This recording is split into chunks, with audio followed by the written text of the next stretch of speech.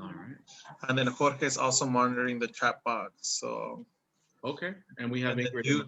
you need me to do the recording? Then let me put record right now. So three, two. I actually already did it. It doesn't, oh, it says recording right here. Perfect, sounds good. So I'm gonna go live now, okay? Sounds good.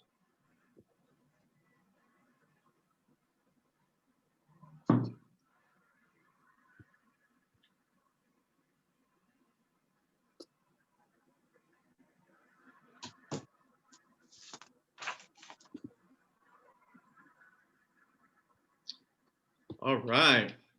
It is 5:30 and we are going to begin tonight's program. Good evening, everyone, and welcome to tonight's Fireside CharLA.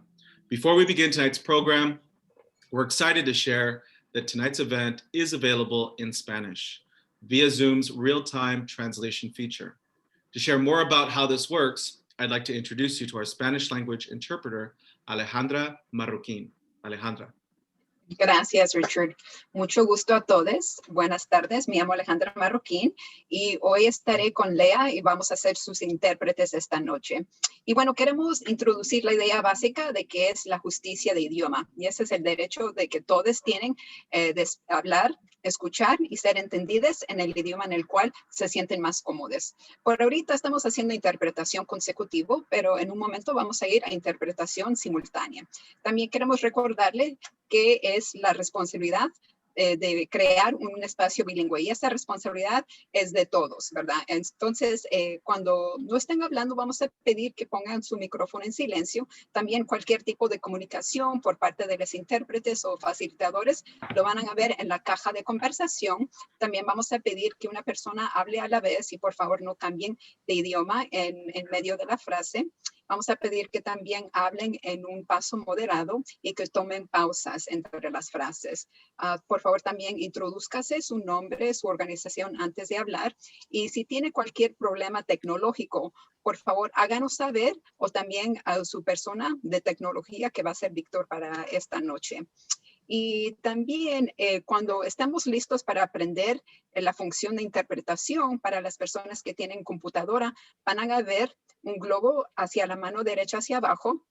Van a hacer clic allí y después va a seleccionar su idioma de preferencia. Ahora, si usted está en un teléfono inteligente o tableta, lo que va a ver va a ser 3 puntitos hacia la mano derecha hacia abajo, va a hacer clic allí, va a ver más o more, dependiendo en su idioma, y va a hacer clic allí y después va a seleccionar su idioma de preferencia.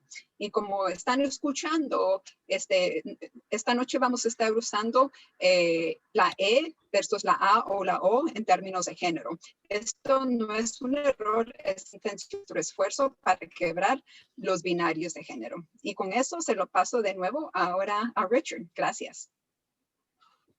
We'd like to thank Alejandra and her translation agency for their service.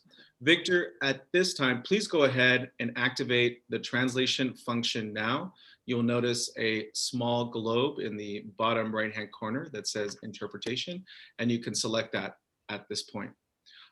A note to our speakers, if you see me making this gesture, please decrease the pace of your comments so that the translators can keep up.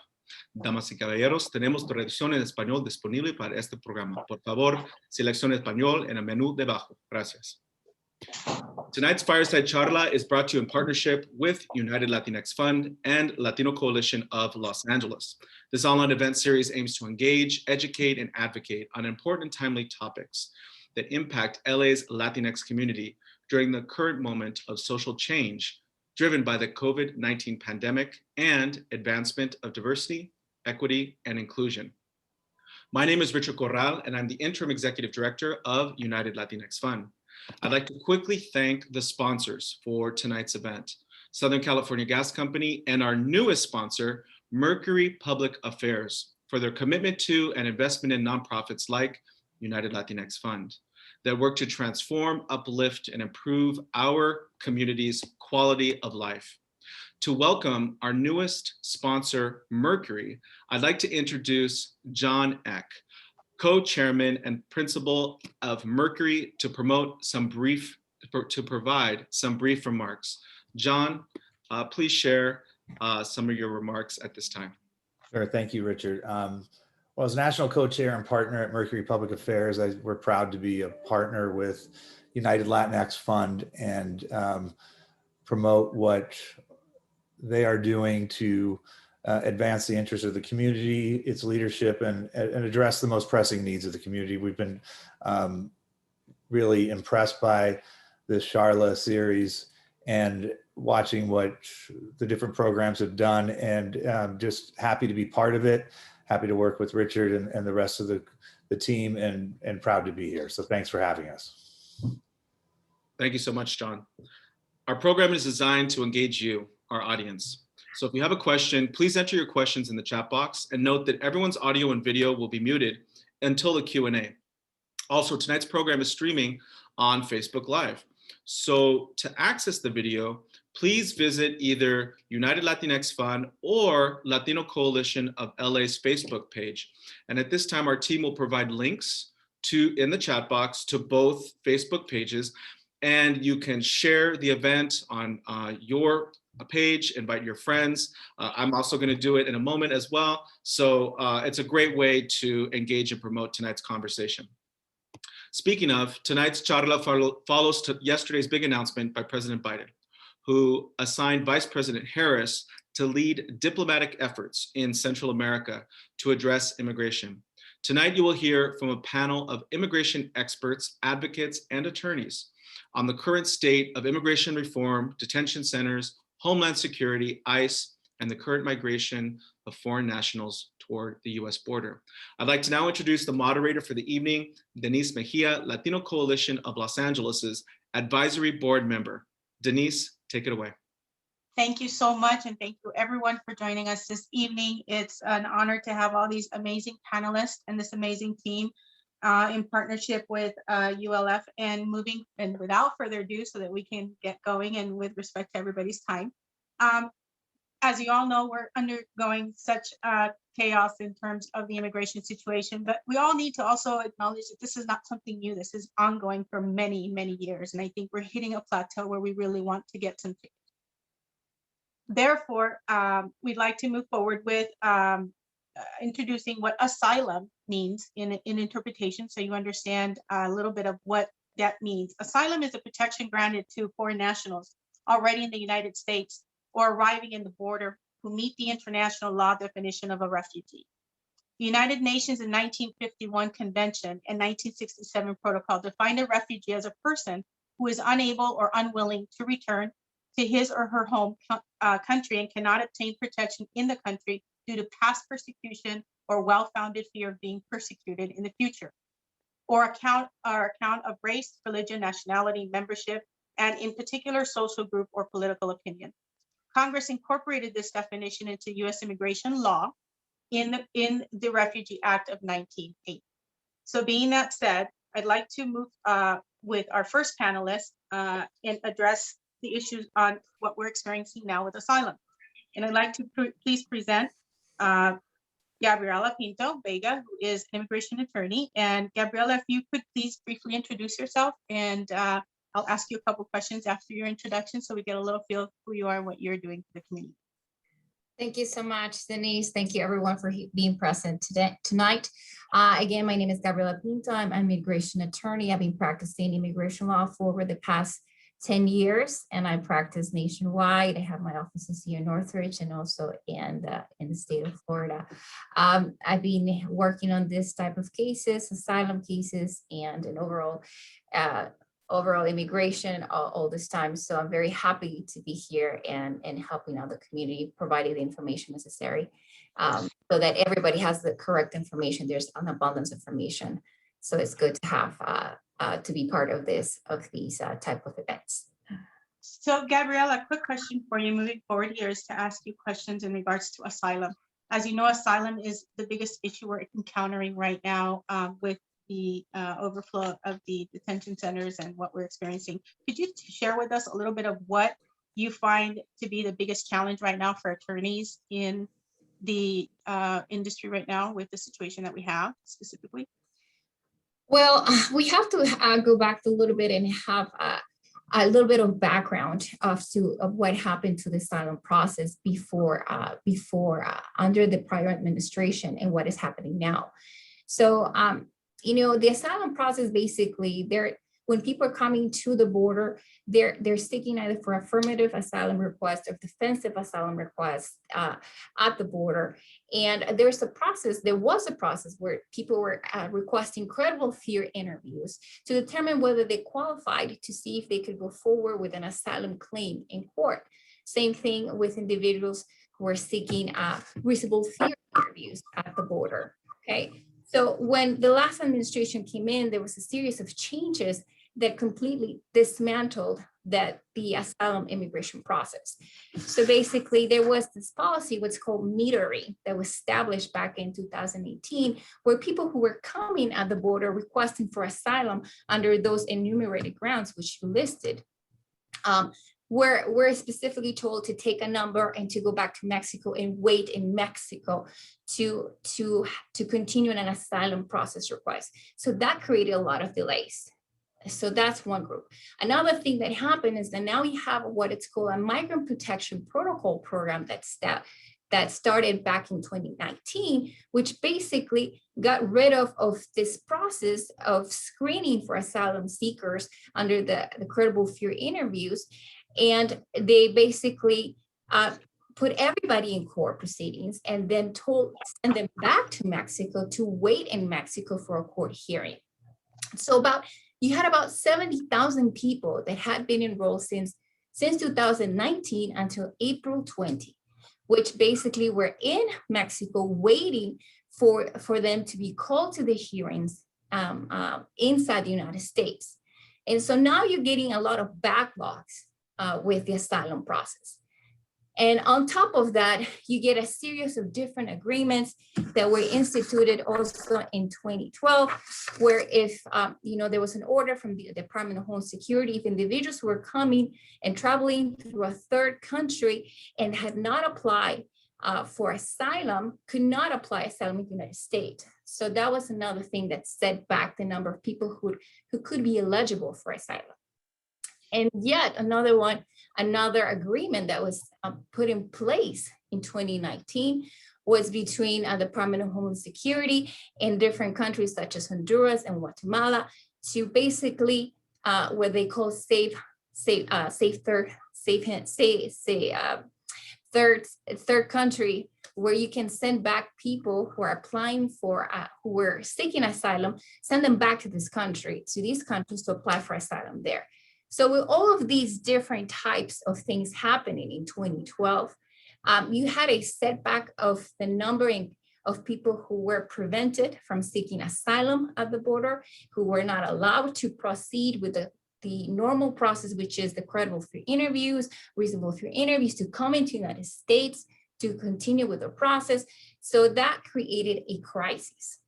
So right now, back in 2017, we had about 525,000 cases in court.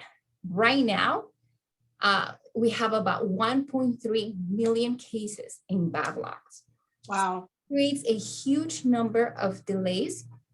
And so now you're having the new administration having to deal with this dismantled system of the asylum process that happened over steady course of the last administration, and trying to catch up and see how they're going to process these people who now they're focusing right now on the Biden administration. They're focusing on the people who register under the migrant protection protocols, which were about 70,000 people. And out of those people who were waiting supposedly outside in Mexico to be allowed into the United States, out of those, about 40,000 people were issued orders of absentia, meaning they were not present in court when they were ordered removed. So, and from those people, from the 70,000, you have about 25,000 people who are eligible to proceed to be processed and come to the United States to start their asylum process. And from that number, 25,000, about 2,500 have actually come in as of March. Wow. We have a long process to go. It's going to take a long time, but the Biden administration has a strong commitment of reestablishing, reinstating the asylum process that was basically dismantled for during the last administration. Excellent. So would you say that what Vice President Harris is recommending to create a delegation of commitment with other countries is a forum to facilitate maybe some resources amongst both sides or all sides to do a little bit of collaboration so that we can speedy up the process on both ends? I think was an ideal move on this current administration's role in trying to find and facilitate resources as well as facilitate a system, because based on the numbers you're giving and the backlog you're giving, it requires to find solutions. I mean, we can talk about immigration forever and we can say we can do this, we can do, but we really have to find solutions now and not focus too much on, okay, it's been forever, we've had this problem. But I think that with this administration, and I'm hopeful that I think we're all very hopeful that we're going to see some major changes where there's going to actually be systems put in place. And I say that because it's one of those things that's been an ongoing situation, and annually the Homeland Security and the immigration get included in the annual budget, and they get millions, and I want to say at this point billions. So we really need to make accountability for the funding that they're provided, and these little structures and these ideas and these suggestions that come about when we have panel events like this help us kind of pass that voice on to our leaders to be able to do something with it. So, I mean, thank you for your feedback. Let me ask you a question. What would you feel would be a solution or something to alleviate some of the overflow right now at this point? What would you say would be a recommendation coming from you, who's been, boots on the ground dealing with it on a day-to-day basis? Right. I think we have to have a clear understanding that this is not going to be an overnight process. It's not.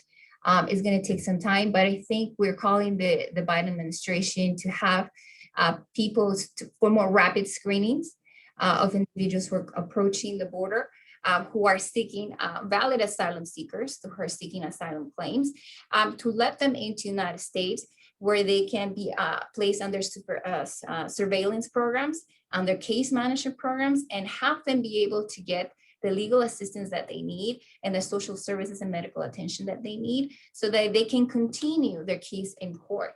That is going to alleviate a lot the pressure that is going on the border right now, the numbers, the influx, because now you're going to have people who are being, they're coming into the country and they're legally allowed into the country. And so then they'll be able to proceed with their cases in court, and they will attend their cases in court. They'll be supervised, and that's going to help a lot reduce what's going on. But again, it's that process of establishing rapid screening and proper screening in an orderly, humane manner. That is the challenge that they're facing right now. So we're just gonna have to work with what they're doing right now and continue to put that pressure. But I think that's the best solution at this point. Thank you so much for your time, and thank you so much for your feedback, your hard work, and your dedication and passion in this industry. It's something that is very admirable on many attorneys who sometimes want to throw the towel, but every case is a case by case. So I can totally relate with you from a work comp standpoint. Moving forward, I'd like to now introduce Roxana Damas. Roxana is I'm going to give Roxana Dama the opportunity to share a little bit about herself. She comes with a background in the United Nations capacity to share a little bit of herself. Roxana, are you on that we can get you introduced to briefly? I am. Can you hear me? All right. Hi, everyone. I'm Roxana Damas. I am the founder of Alquimia Global, a nonprofit dedicated to human rights, particularly now that things are happening at the border, affecting my background, my community from Central America. I had to definitely jump in. I've been an advocate all my life since a child. I am in business, but I do believe in socially responsible business, and I could not leave the advocate side alone. So I became very engaged with the UN associations, which I will call are kind of like the cousin organizations of the UN that were established when the UN was set up, and so that the US citizens would understand what it is to support human rights situations around the world.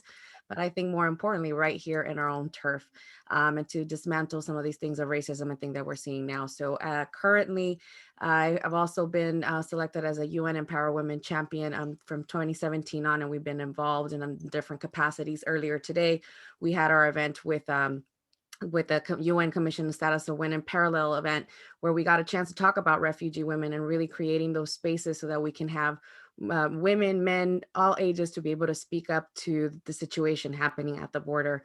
We're definitely dedicated team of volunteers and trying to make more efforts so that things are not just recognized at a local level, but also an international level, because we need all the tools we can get considering where immigration started before and where we're at now. So that's what Right. I do for this area. Thank you. Thank you. Roxanne, I have a question for you. I think people sometimes don't understand what their human rights are and how many there are. And I think there are about 30 of them, right? And I think it's one of those concepts that when you and I have spoken in the past, it's one of those things that they don't teach in school. And it's important to incorporate something like this because it's very important to know what our human rights are. And those human rights are what we challenge in general, all throughout nationally, internationally, and acquire assistance and help from governments and things to make changes happen when violations take place. But the specific one that falls into play right now is the humanitarian right number 14, correct? That's the asylum one. If you can address a little bit of what that definition is.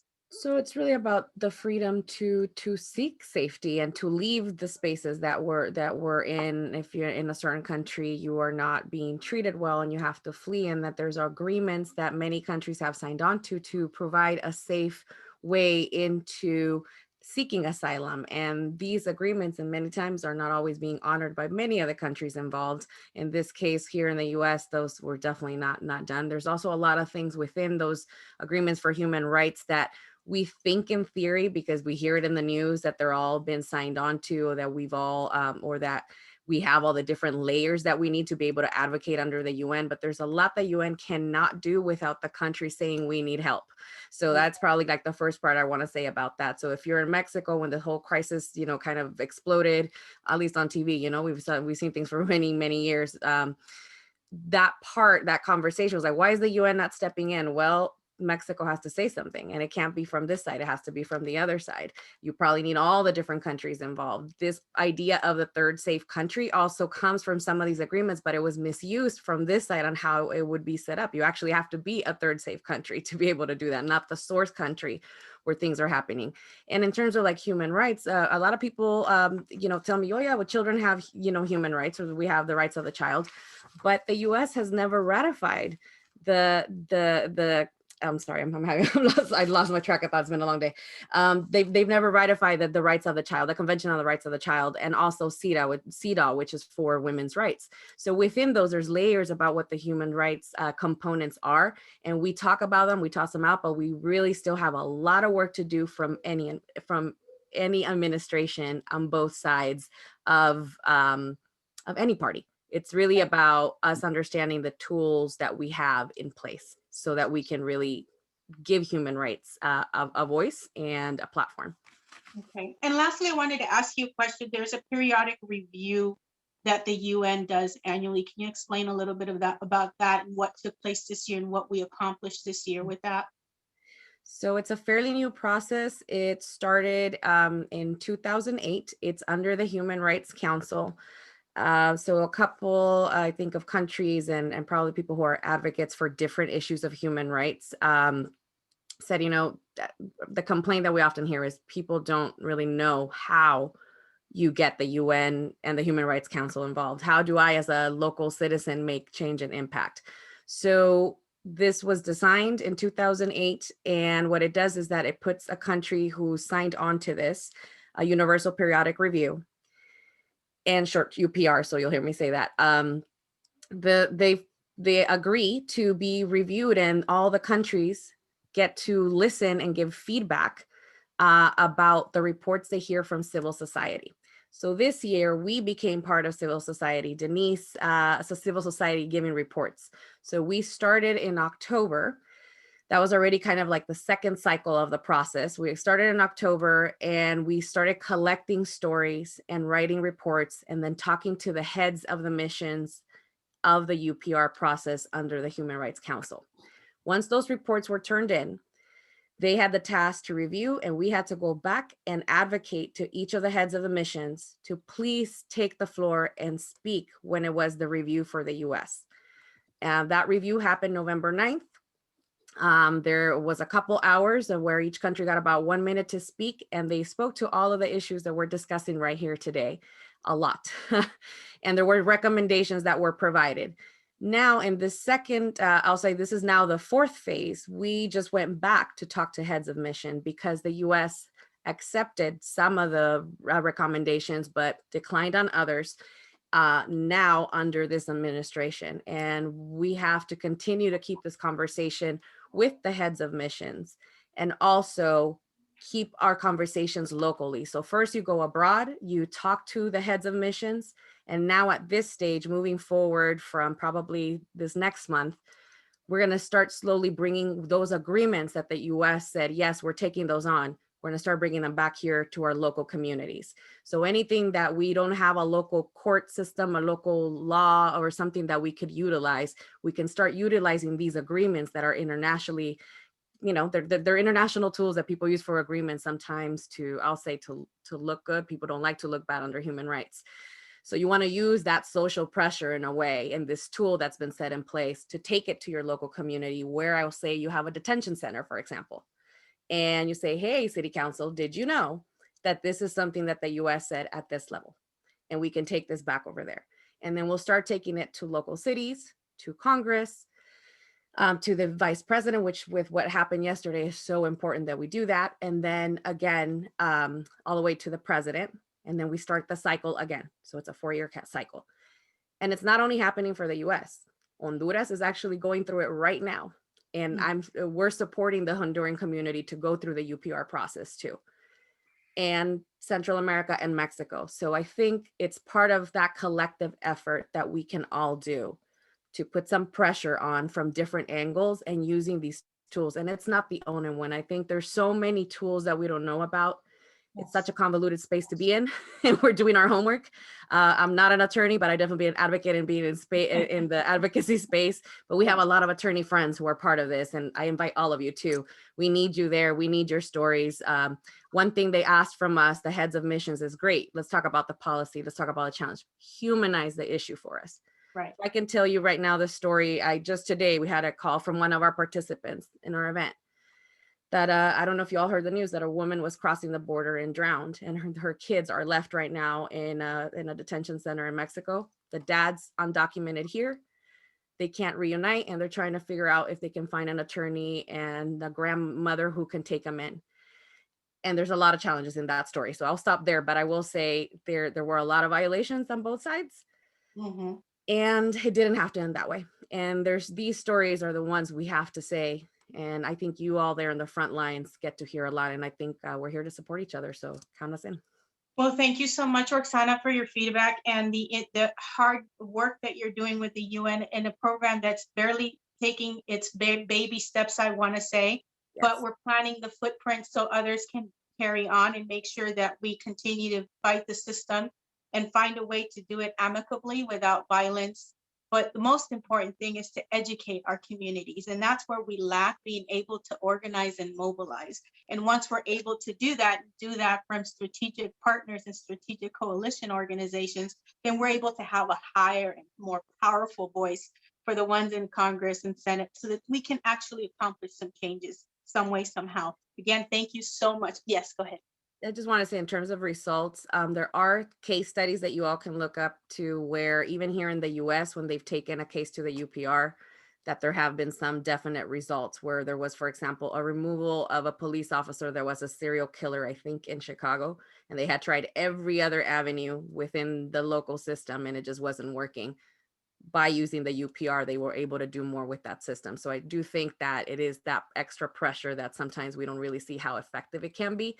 So I did want to give that example just for that. That's the importance of having the 411 so that we know how to fight back and do it the right way.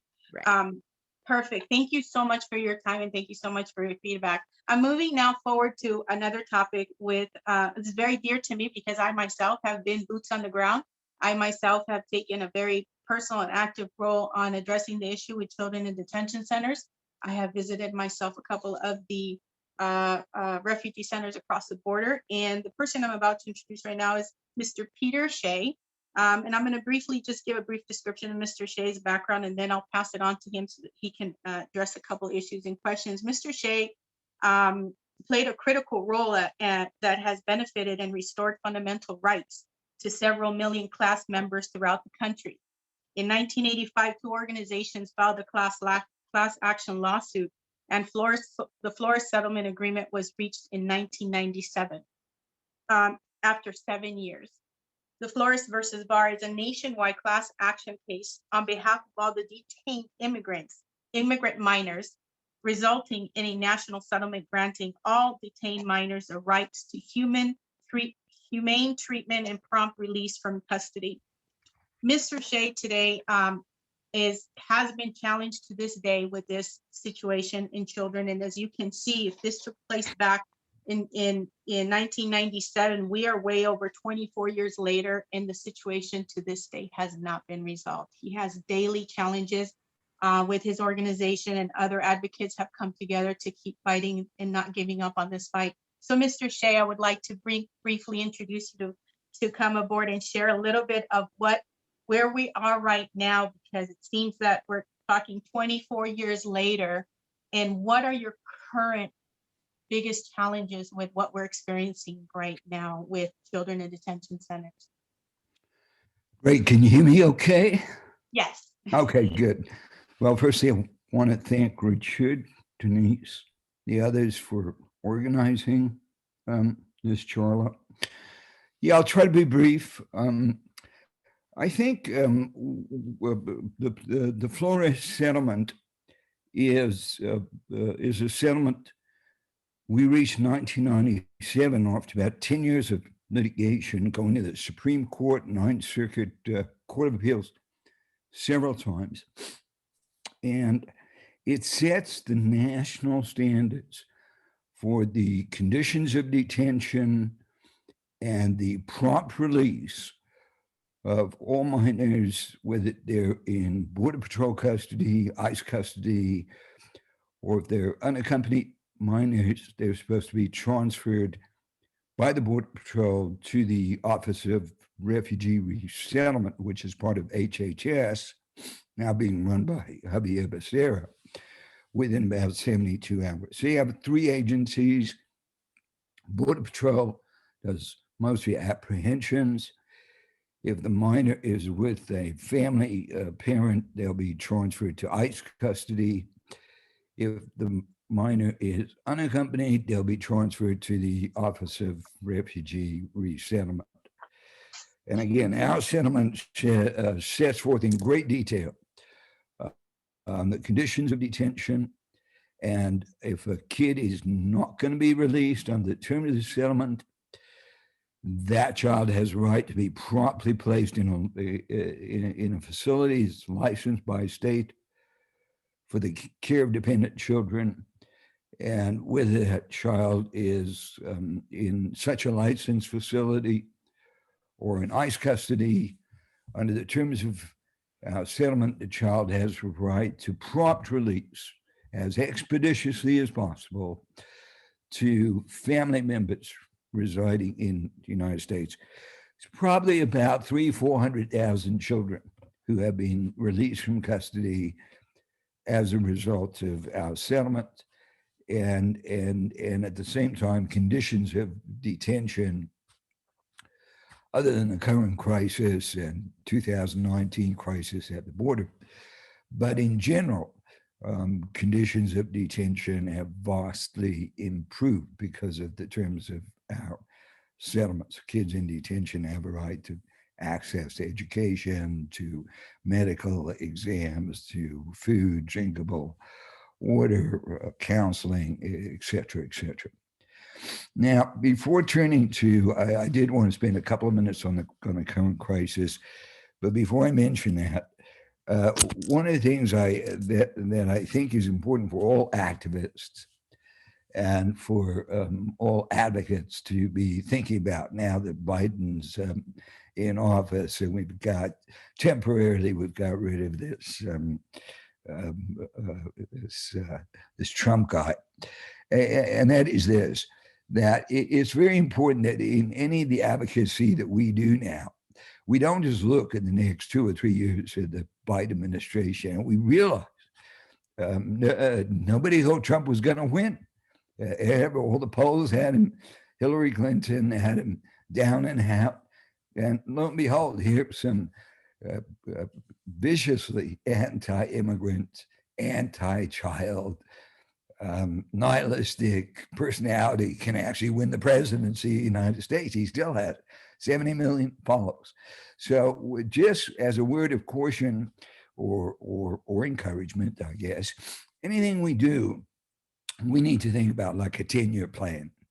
We need to think ahead. What's going to last? What's going to sustain itself for not the next 3 years while Biden's here, but the next 10 years?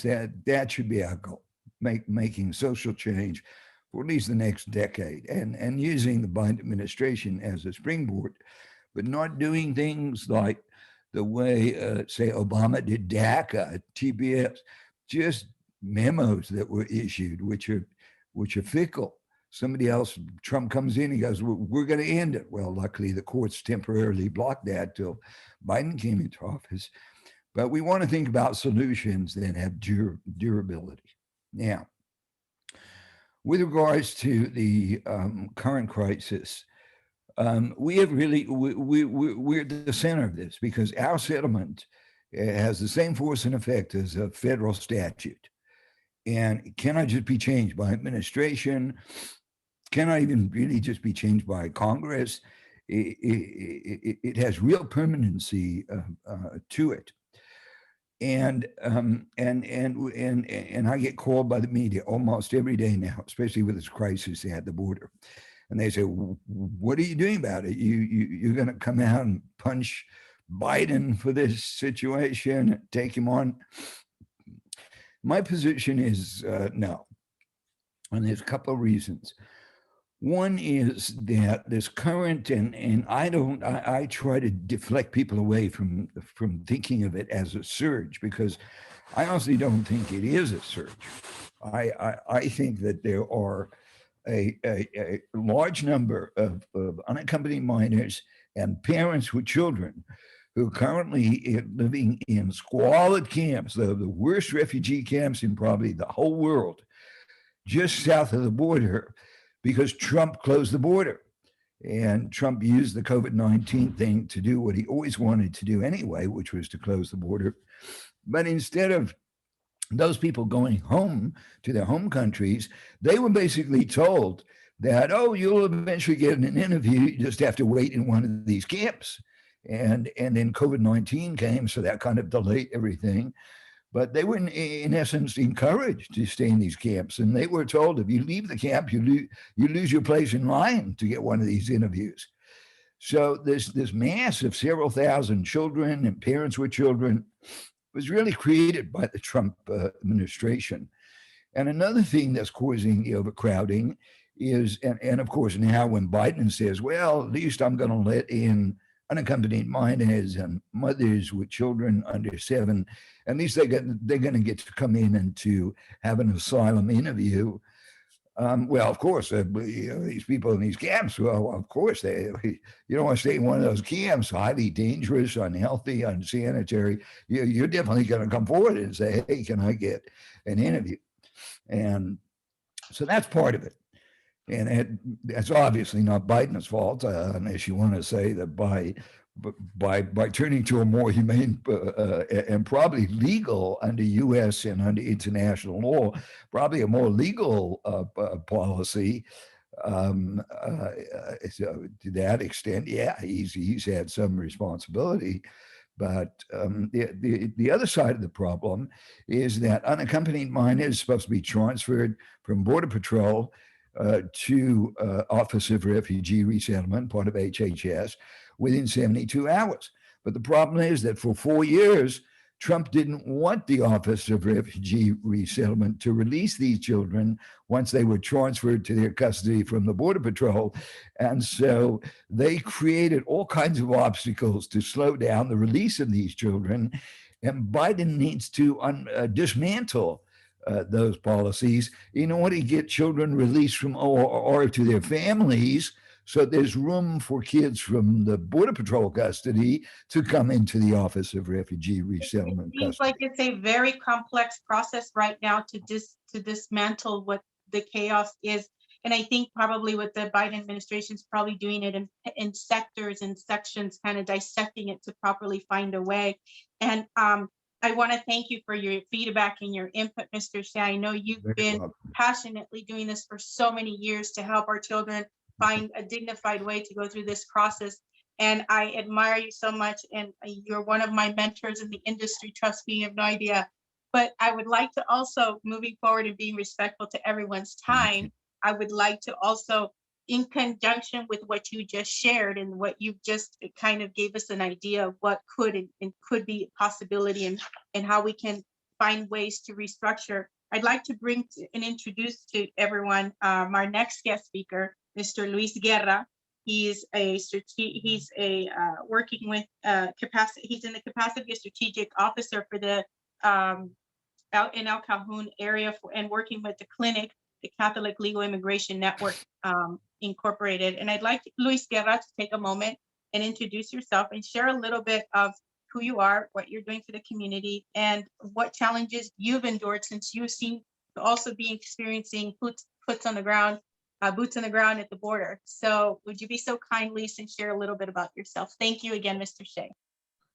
Thank you, Denise, and thank you. It's an honor to be here with all of these amazing panelists here. And thank you to everyone that's joining us for this very important conversation. Once again, my name is Luis Guerra. I do work for the Catholic Legal Immigration Network based here in San Diego, but I'm also the interim campaign manager for the national welcoming campaign that believes that we can welcome people with dignity. I encourage you all to follow #WelcomeWithDignity. This is an effort, national effort, cross-border effort by many organizations that really are moving, hoping to move the policies and solutions to demonstrate unequivocally that it is possible to welcome asylum seekers in a safe, fair, humane, dignified way, and we should never resort to our inhumane practices of detention or family separation that we've done in the past. And we also recognize that this work of welcoming with dignity requires change beyond the border. It also, for those of you that are logging in from across the country, this is work that you all can be a part of and be part of those solutions in your own backyards, because these are folks that are going all across the country, that once they do make it across the border, are going all across the country and are becoming your own neighbors and are trying to figure out how to navigate resources in your own communities. I wanna just highlight two things that I think were mentioned earlier by Gabriela, and just reiterate some of the conversations that have been brought up into this conversation. Is just want to reiterate with our colleagues and in my own personal experience of going to Mexico and seeing the conditions of the camps that Peter Shea was describing. There are some horrendous conditions that you see. Individuals that have the border has been closed for over 4 years now, and it continues to be closed. And however, we do know that some individuals are risking their lives and going through the river, including children that are ending up on the U.S. side and are then being processed on the U.S. side. But there's this concept that people think that people can go up to a border agent at the gate and seek asylum, and that's not true. Right now, I've witnessed with my own eyes and accompanied children to the ports of entries where they were threatened with tear gas by border officials and told to go away. And Mexican federal police were called on them and apprehended and deported while they were actively begging for safety. And so this concept of people actually being able to like get in some sort of line or go to the gate is actually not in practice what's possible, and hasn't been for a long time. And so a very basic solution that we as advocates are pushing for is for the opening of our ports for a fair and humane access of asylum at an actual port where an individual can go. Most of these individuals, if you have conversations with them, they would very much love for a actual legal pathway to go and present themselves at a port of entry and say, I'm here to ask for safety. But that's not an actual option. Because of COVID-19, there was this policy that was implemented as a pandemic pretext called Title 42 that we can go into more detail in Q&A. But in essence, it's if someone does make it across the border, it's allowed the government to just expel them back to Mexico or put them on flights to home country. This has greatly impacted our Black migrants, for example. Every single day we have flights of Haitians being expelled to Haiti from conditions, civil war-like conditions that are happening in Haiti, and without any chance of seeing a judge, without any chance of submitting any sort of application. They think that they're going to be able to cross into the US, seek asylum, and in a few days they find themselves on a plane into Haiti, being expelled and deported back to their home country without any due process. So I want to highlight the work of our colleagues at Haitian Bridge Alliance and the many colleagues. Next week, we're going to be doing a digital week of action. Once again, the best way to follow the work of the many organizations involved in this effort is by following the hashtag Welcome with Dignity. Excellent. Thank you so much, Luis Guerra, for your input and your feedback and your endless efforts to try and find solutions. I know it's challenging. I myself have experienced it, and it's not easy to see and actually live that experience. And I'm just going to briefly share my own personal experience. I visited a shelter where I came across a mother of 4 children seeking asylum, in the process of asylum, and she was separated by her children as well. And the kids are US citizens and they're being detained at DCSF. And she has one of this minor one, and the other 3 are in limbo in the system. And the last news we got was that the daughter, because of the emotional strain and the separation, had attempted suicide a couple times. So you can hear story after story after story, and you say to yourself, how much more does humanity have to endure for a system to take place with the millions that the budget provides to these entities and organizations to find solutions? And to this day, we're still challenged with them.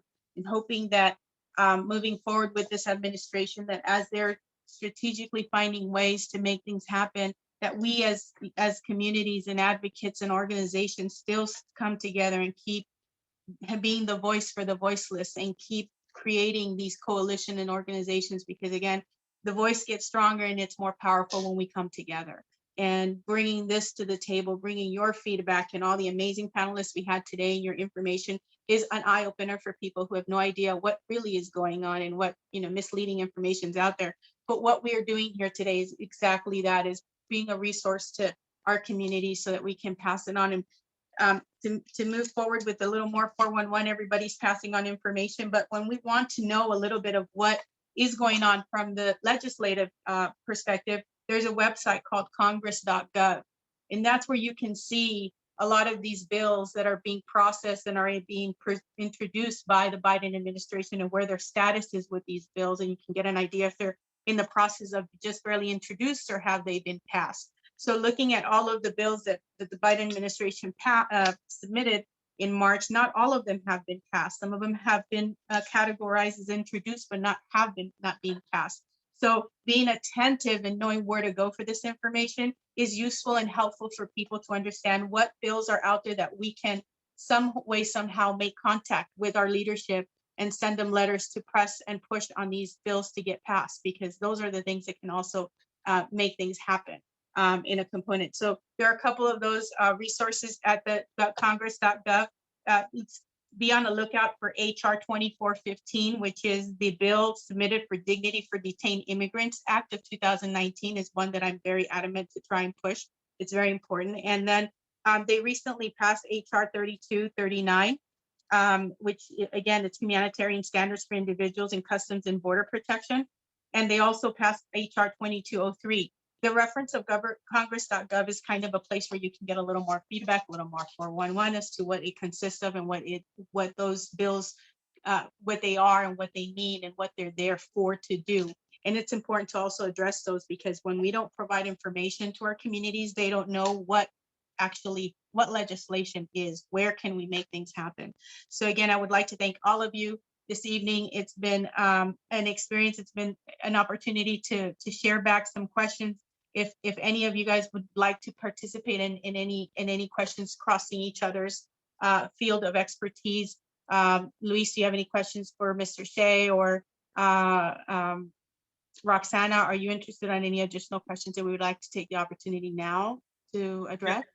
Yeah, absolutely. And I think that it's a great opportunity to pivot to the mixer. And so the timing is perfect. We have about 10 minutes. And so what I'd like to request is for our administrators to allow everybody in to participate into the mixer that we always host at the end of all of our charlas to really allow for the engagement of those who are both on the panel as well as those folks who are attendees so that we can mix, mingle, and benefit from each other's questions and expertise.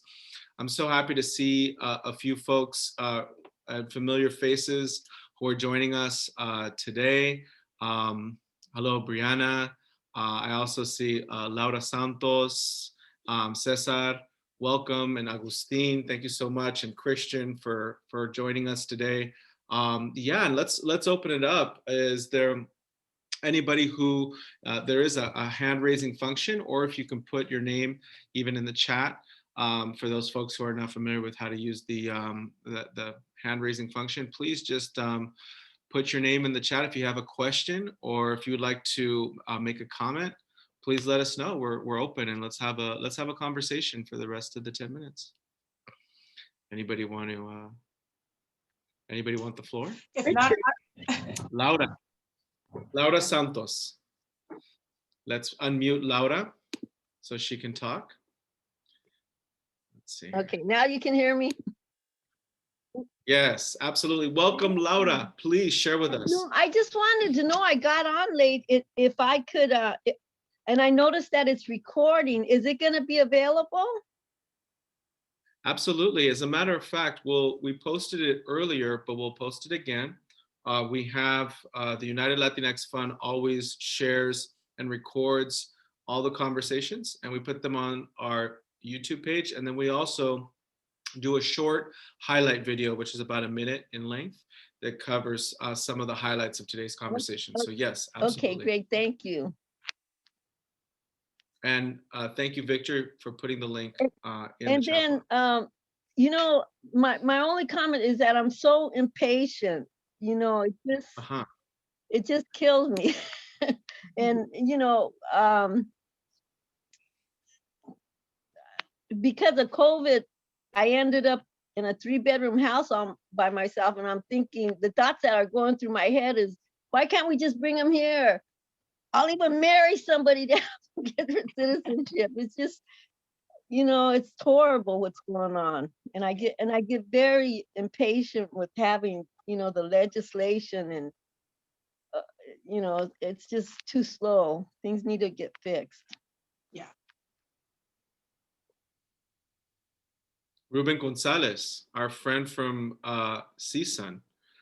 Ruben, if you could turn on your video and your audio, I would love to hear and your thoughts, and maybe even see your face potentially. Oh my, can you hear me? Yes, Okay, Ruben. yeah, my camera's not working, so. No, no worries. How are you, my friend? Nice to hear Thank your you, voice. Richard. But I had a question for Roxana. I, in a previous experience, worked with USAID and State Department, and this was during Biden's effort in the Northern Triangle. and made huge investments. And I know now that the vice president has been tasked to do a similar work. There really is a growing commitment to make an additional investment. So what are your initial recommendations based on past efforts? And this is not just USAID, it's USAID, State Department, the international, all kinds of different foundations and various groups that have been involved in really trying to address the issues in the Northern Triangle. So be interested in just what would be different this time versus the previous efforts. Thank you, Richard. Thank you. Yep. Big questions, all. I can say it's it's a collective view of what's happening in the region and knowing how interconnected this and how how far back in history this goes. Today we had a reporter who's from Honduras, who was the only female reporter that came down with the exodus from Honduras. And she's now being threatened in her home country for speaking up for what's going on over there. And just them seeing what the lack of involvement sometimes from in the international community and even the US specifically on how they've handled certain situations with some of these countries. I think in the past, and who knows right now, we'll see what happens now, right? But in the past, this thing really feeling like, are certain things being addressed with those governments? And I know there's some efforts being placed. But one thing that someone from USAID told me specifically when I went on this journey, I drove out to the border. I went to talk to a lot of people and in your organization, actually, it was Jay. And I spoke to everyone that week and they said to me, you know what? This USAID person said to me, you can't just be thinking about what's happening on the border right now. You have to think about the long term, which is what Peter said today. It's funding, but it's funding with accountability.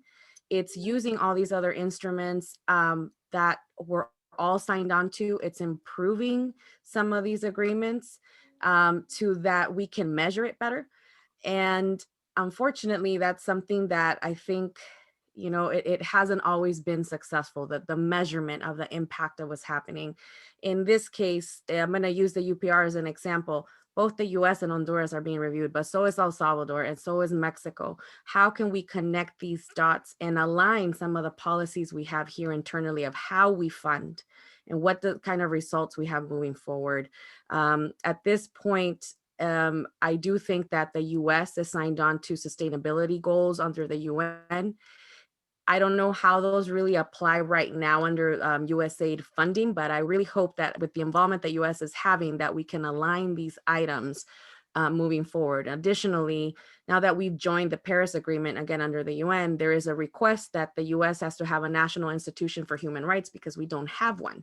And so under that, could we create a lot of support to create this institution? The US is not wanting to be part of that during the current administration so that we can align what all these things look like. Let's have strategic funding planning.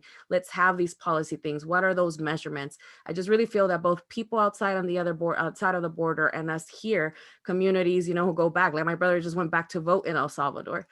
They don't have they don't have the results, and it's not connected, it's not aligned. We have to work together with the people impacted over there and here.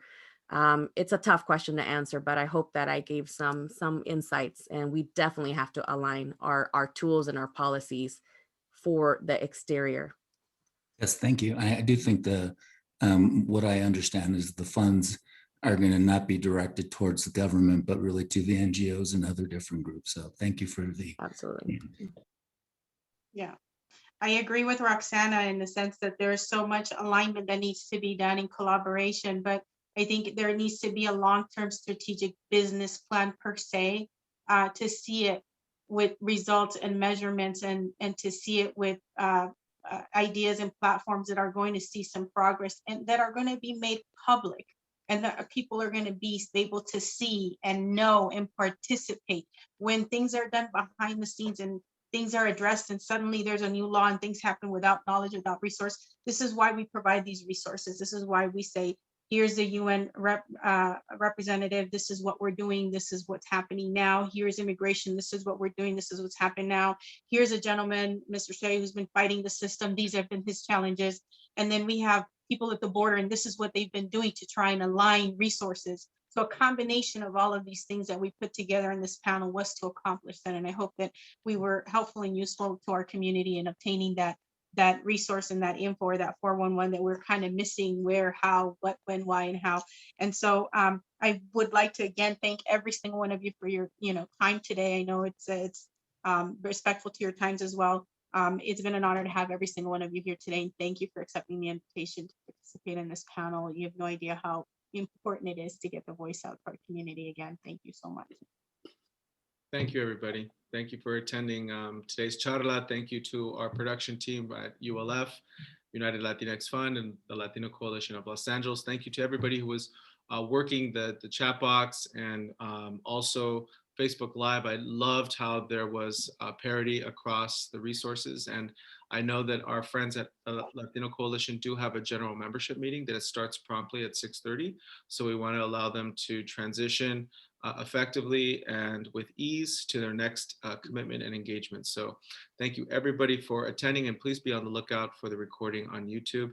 And we invite you to attend the next charla, which is going to be very exciting. It's actually going to be on the future of energy and what local entities and agencies are doing here, both to advance climate change goals, as well as the utility sector, as well as industry to support those climate change goals. We'll see you in April, and have a blessed day. Thank you. Thank you. Thank you. Thank you, everyone. Have a good evening. Thank you. Bye.